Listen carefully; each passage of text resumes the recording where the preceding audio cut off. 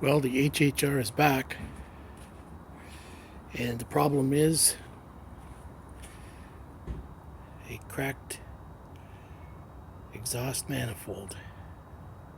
They make them too thin, and one of the things the aftermarket does is make stainless steel ones. In this case, this is what happened from high heat. The manifold cracked, and instead of an aftermarket one, we're simply going to replace it with an aftermarket cast iron unit rather than the stainless steel unit that I would have preferred to try. Stainless steel doesn't have the issue with cracking. First off, a couple of studs came out with the nut still attached, so I've cleaned those up, and I'm going to reinstall using thread locker after having used a stainless steel brush to remove any debris from the threads. There's the exhaust manifold gasket and another view of the replacement and the original cracked manifold.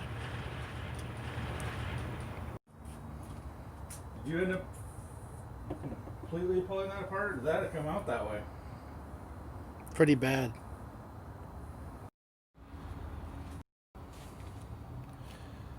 I decided to get a replacement exhaust gasket to the manifold, because as you can see, there's a leak right there. So that should be ready in about an hour. So they promise. They did come through, and it was actually probably about a half an hour after when they called me.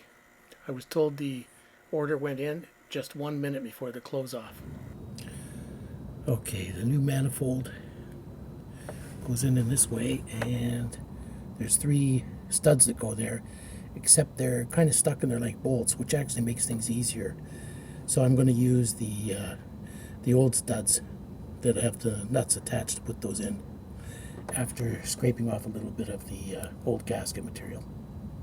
Here goes some Loctite red on the end of the studs that I decided to use that were the new ones, since the clearance was a little better with this manifold. So I'm going to take these and install them in place between the manifold and the downpipe.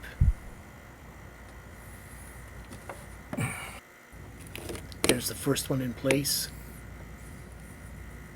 and now the next one. Okay, they're in place along with the nuts that secure them, and they're tightened to the proper torque spec. Okay, basically, to mount it or unmount it, you'll notice there are 5 holes for 5 studs and nuts across the top, and the same thing, there is 5 nuts and studs across the bottom, so 10 nuts to undo in all, and then of course there's the 3 that go in there.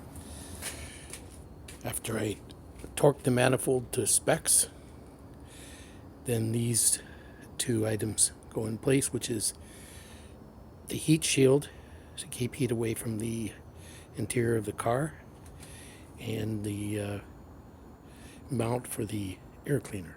So that's how it goes together.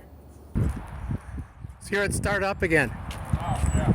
It came up when I did the diagnostic codes, the 455 and 420.